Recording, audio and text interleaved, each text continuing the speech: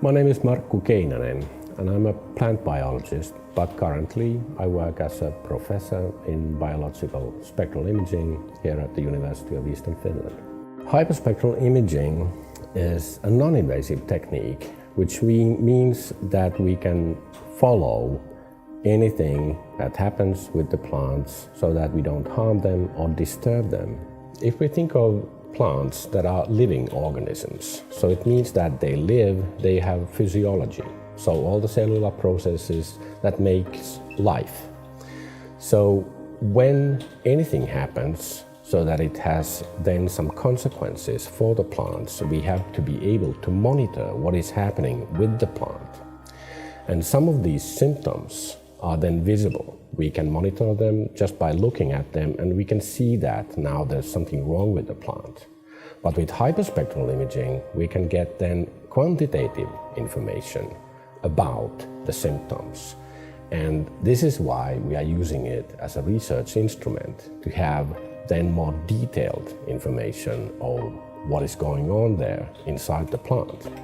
Plants are normally green because they have a lot of chlorophyll, but when they're stressed, they might be then accumulating other kinds of pigments. In this case, anthocyanin, which we see as a red color here in the youngest leaves of silver birch plant. We have here another birch plantlet, and if we look at the youngest leaves, we can still see the red color, but it's much more faint, and it's also present in some other leaves, but it's very difficult to estimate just by looking at it how much. How to find this out then is that we can image them with a hyperspectral camera. So we clearly have two classes showing that some of the leaves have a spectrum that resembles the youngest leaves that appear to human eye being red, and the other leaves are more or less green. Here we have the results for the second plant that was not so red, and we can see the same classes, but now we have a different pattern. We can clearly see that the anthocyanin is accumulating in many other places than on those leaves that we see it with our human eyes. If I think that how the IQ will change ways, the way we are doing research, or the way people are using spectral imaging currently or in the future, I think the main point is simply this: I can carry it with me. So I can take it with me out of the lab to the fields and ask research questions over there, or simply use it as a monitoring tool for different kinds of environmental problems or crop stresses that are there in the real world.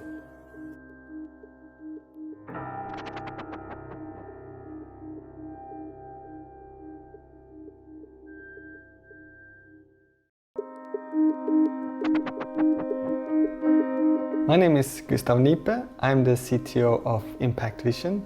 Impact Vision is a company that built software analysis systems for food companies using hyperspectral imaging. I come from a technical background, working with technical companies before, and when I was starting to work with food, I got surprised how much manual labor is involved regarding food quality and food safety. A lot of things are visual inspections by human beings, operators who are standing by a conveyor belt and look on the meat, for example. Or in the fish industry, you have people using the index finger test. They squeeze the they squeeze the fish with their finger, and then they decide the quality of the fish. So it's a lot of manual, destructive tests, who is very time-consuming and not very efficient today. I think the Specim Iq can play two important roles in this market. First is the size of this device. It's much smaller than anything out there on the market, which makes it very easy and convenient to use. And this is very suitable for doing inspections for food authorities. Secondly, the Specim Iq allow you to write application that's being processed inside the camera. So you can take an image and do analysis of the object instantaneously and get feedback when you're looking at the camera. On this steak here, there looks like there's something non-organic material that is inside the meat. Let's take an image of the other steak and see if we see the same thing or if it's something unique for this steak. I can do analysis right here inside the camera, and when I now compare the two images, I see that on the first image that was something that shouldn't be there. Now we have the image of the second steak, but it doesn't look like here are any foreign bodies. I think there's a lot of potential applications in the medical sphere, detecting melanoma, skin cancer. I think there's a lot of work that could be done. You have also the problem with medicines and drugs around fraud. But I think the most important thing is that the Specim Iq will make hyperspectral imaging cheaper and more accessible for a lot of people, so people can make new applications that we might not even thought of today, because now you need these expensive machines, take a lot of time, need a lot of resources to operate them. But tinkering with the Specim Iq and testing new application, I think it will make the development faster, which I think is a very, very positive thing.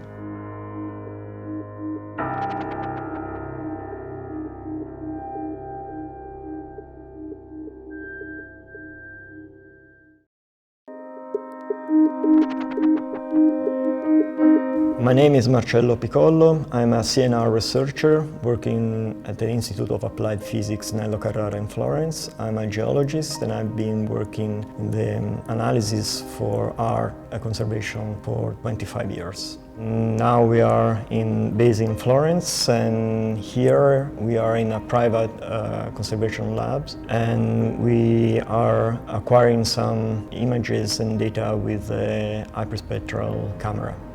We are going to measure a painting by an Austrian artist, and it was made in 1857. And we are doing this to check the composition of the material used by the artist and to see if they are consistent with materials used at that time. So please, Lorenzo, if you can start the measurement. Hyperspectral imaging technique is a very powerful methodology because we can have at the same time good documentation of the artworks in the different spectral region, visible, infrared, UV.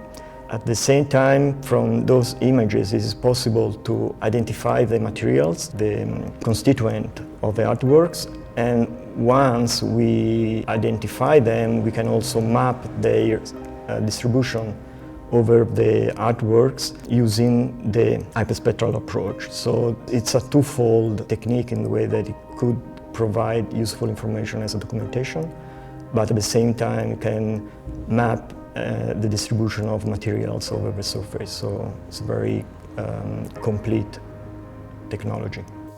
And particularly the blue mantle of the angel on the left, it was made with cobalt blue, which was one of the most important blue pigments at that time. What we need now to acquire is another set of data at a closer look for checking some of the details of the painting. And with this new set of data, it's possible to look at all the different shades of the same mantle and to confirm the presence of the materials of the pigment used by the artist.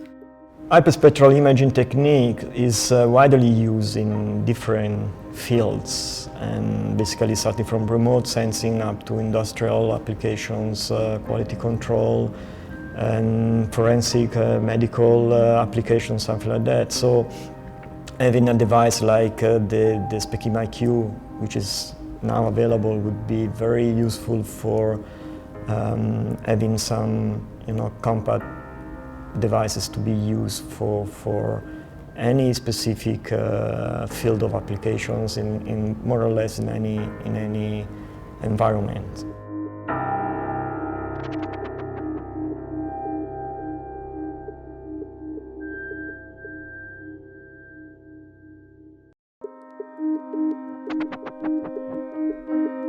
My name is Timo Autio. I'm a doctor. I work at the Department of Otorhinolaryngology and Head and Neck Surgery in the University Hospital of Oulu. I take care of patients with skin tumors in the head and neck region. My job is mostly taking care of patients who have tumors or infections in the head and neck region.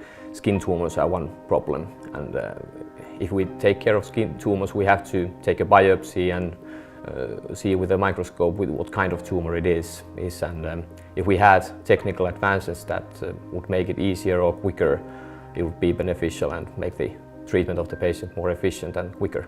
Hyperspectral imaging could have many kind of possibilities in skin tumor diagnostics, differentiating different kind of skin tumors from each other and making surgical boundaries easier to see. Sometimes it's difficult to see with your bare eye, especially in the head and neck region where skin is not that loose. It's important, every millimeter counts. And it could also be used in endoscopy if the technology could be brought inside the patient, and we could see mucosal changes also with the hyperspectral imaging. Here we have a patient with bruises in her leg. Bruises are of course not the same as skin tumors, but we could see what kind of pictures this device can take. Let's have a look. The positive side of the device is that it's a portable device that can be taken where the patient is to the examination room or the operation room, and we can get the analysis right away. In the picture we can see areas that are not visible for bare eye. This is an interesting finding that should be researched with skin tumors also. With Specim Iq, the data could be analyzed right away without the need of a specialist who knows about the spectral data. The device itself gives the analysis. If we could prove that it really recognizes the skin tumors, for example, we could get analysis done right away when the patient is still at our examination room. Of course, it has to be studied and see the accuracy, but this could be one possibility in making the skin tumor diagnosis or border recognition more accurate.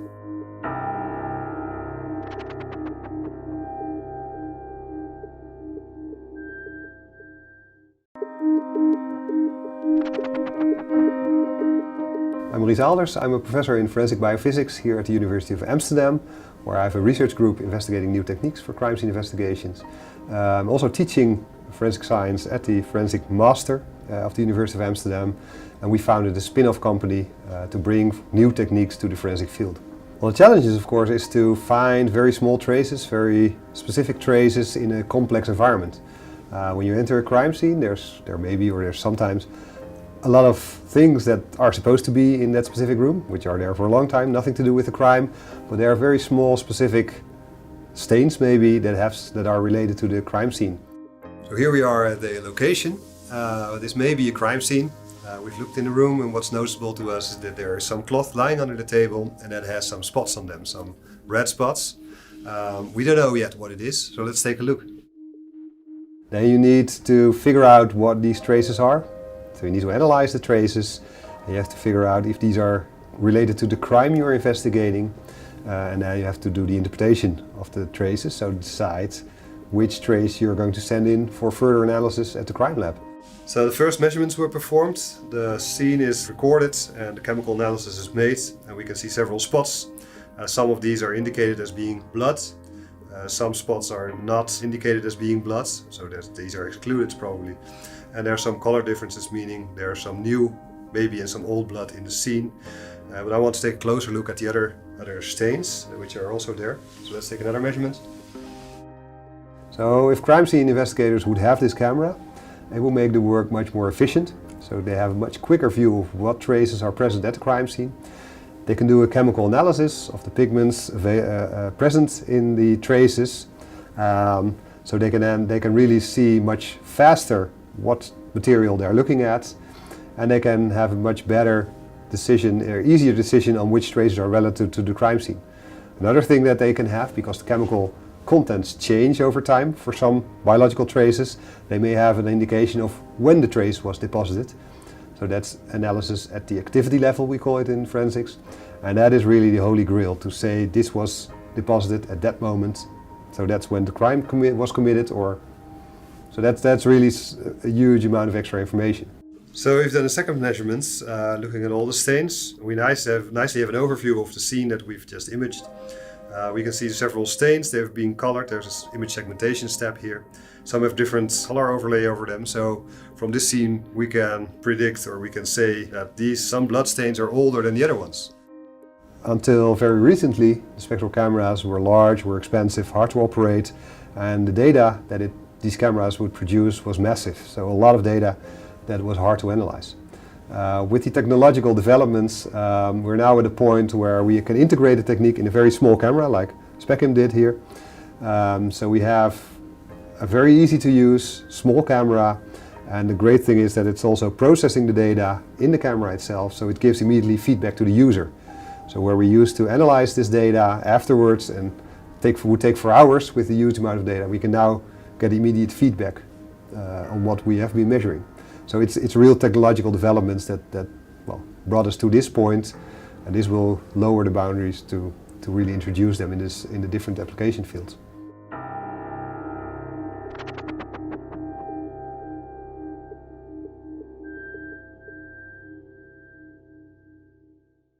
How do you know that there's nothing wrong with the used car? I just called the honest car salesman.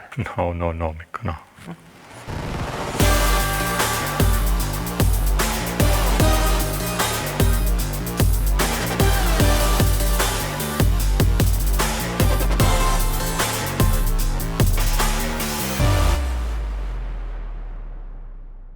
Hello, my name is Mikko. My name is Esko, Welcome to Specim Everyday Experiments. where we are using hyperspectral camera to solve your everyday mysteries and problems. Today's mystery is about cars, and especially used cars. Yes. How much do you know about them? I know them very well. You use them. Yes. My friend suspects that this car might be repainted, and it's perfect case for Specim Iq to test. With the Specim Iq camera, we can take a spectral image from the surface and we can look the spectrum at each position. Okay. For example, here we have the Porsche logo and it looks like this. Okay. If I pick a different position, Spectrum is different. spectrum is different. And this way we can look at the different positions of the car and see if it is possibly repainted. Okay, Mikko, now we have made the measurements and analyzed the results. Yes. And here are two spectra from the inside and outside of the door. Although the paint looks the same, the spectra show that they are different. Therefore, we have the reason to believe that this car has been repainted. Okay. So again, we made a successful experiment. Exactly. What shall we measure next time? Please send us questions and comments. Thank you for watching. Thank you. See you. Should I buy the car? You don't have one. I have, so I can buy it. Buy it for me then. But it's really nice. It's really nice, yeah. Yeah. Compared to my Volkswagen Golf. Yeah. I don't say anything about my car. Yeah, better. You have grey hair, and you're telling me that your friend has a manpower problem. Yes.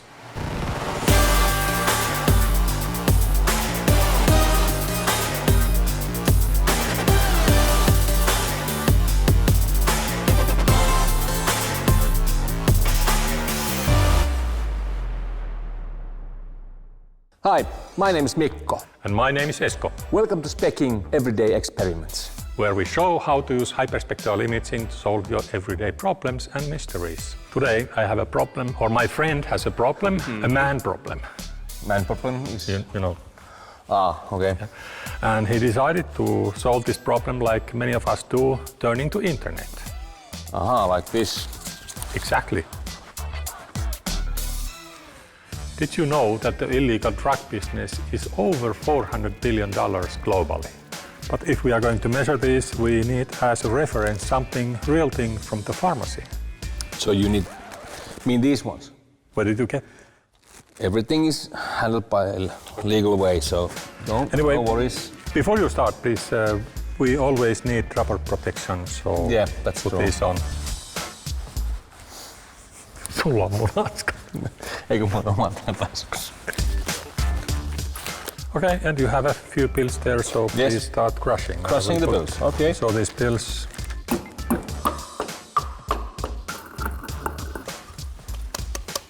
So we put samples over here. And now we have the samples ready and we can start the measurement.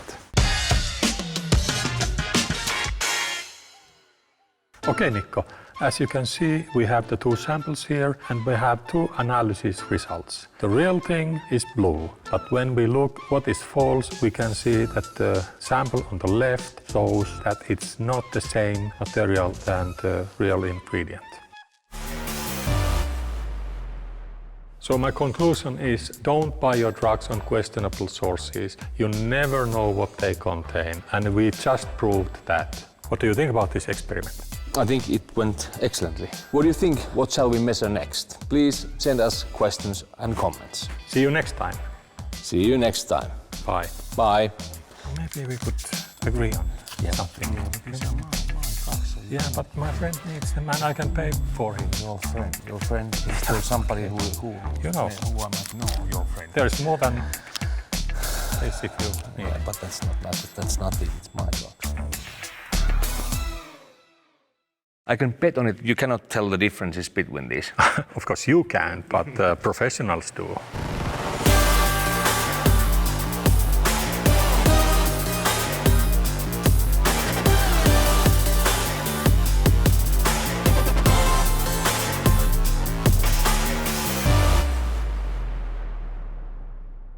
Hello, my name is Mikko. And my name is Esko, Welcome to Specim Everyday Experiments. where we are using hyperspectral imaging to measure your everyday problems and mysteries. Today, we have a case where my friend wants to buy a new phone. Okay, so we're gonna test today which phone has the best camera. No, Mikko, we are going to test which phone has the best display. And for that reason, we have the Specim Iq, which is the perfect solution to measure this. And we have 4 top-of-the-line phones. Yes. And as an addition, my old 3-year-old phone as a reference, so we can see has there been some improvements on this technology. And you have a test picture over there. Yes, I do. We are making these tests using a special test image where we have the primary colors, red, green and blue, the hues between, and then the shades from black to white, all the grayscale. Okay, let's start measuring. We need to have a tripod. Yes, we do. Put the test image to each one, Okay. and then it's broken. Is it? It is. And then we put the display under test to the camera like this, and we start to take the image. And it takes a few seconds, and then we get the result. And then we accept the result, and we process the data. Now we have measured the phones. So we know the winner. Yes, we have the Specim ratings. Yes. First, we have 2 very close ones that give pretty much the same points. Okay. The next 2 are pretty close. Okay. It was a tight competition. Yeah, so good phones. Good And phones. unfortunately, we do have one that seems to be lacking something on display quality. And this is your. How did you guess? No, wild guess. With this Specim rating system, even you, as a simple primate, can select the phone with the best display. So it's good for me. Yes. What shall we measure next? Please leave questions and comments below. Thank you for watching. See you next time. See you next time. So, you need to have a new phone. I know, yeah, I know. So maybe I give this to you. Okay, I will just throw it away. And I will give this one. Yeah, okay, let's have that one. Nobody notices. No, let's go. Okay, let's go. Yeah.